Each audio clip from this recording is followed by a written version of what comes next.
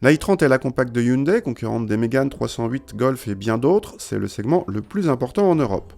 L'actuelle génération lancée fin 2016 en berline 5 portes s'est enrichie début 2017 d'une variante break appelée SW. Elle reprend bien sûr la face avant de la berline, dont la calandre hexagonale qui rappelle une certaine marque allemande. La longueur est en hausse par rapport à la génération précédente, atteignant désormais 4,59 m pour le break.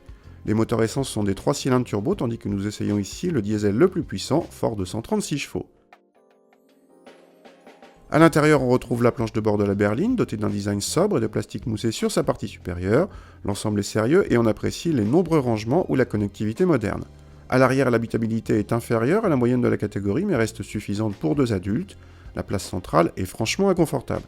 Le coffre dispose d'un volume légèrement supérieur à la moyenne du segment, mais reste en deçà de celui de l'intouchable Civic Tourer. On apprécie les nombreux rangements, le seuil de chargement bas et la large ouverture. Le diesel s'avère discret dans l'ensemble, malgré quelques fausses notes à faible charge. Les performances sont suffisantes, y compris sur autoroute, et on apprécie surtout ici l'association avec la boîte double embrayage, qui ne rétrograde pas à tout bout de champ dès qu'on appuie sur l'accélérateur. Elle reste à bas et moyen régime, restant judicieusement sur le couple pour bien relancer.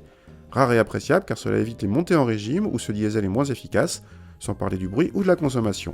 Côté châssis, à défaut de dynamisme, l'auto est très saine et bien amortie. On aurait aimé un poil plus de confort, mais l'ensemble reste tout à fait décent pour tous les jours et toute la famille. En consommation, cette i30 SW fait partie des meilleures de la catégorie, à égalité fort logiquement avec sa cousine technique la Kia Ceed SW. Pour les tarifs, le break i30 est facturé 1000 € de plus que la berline et la boîte double embrayage 1500 €. Notre modèle dépasse ainsi les 32 000 €, c'est la i30 la plus chère du catalogue actuellement.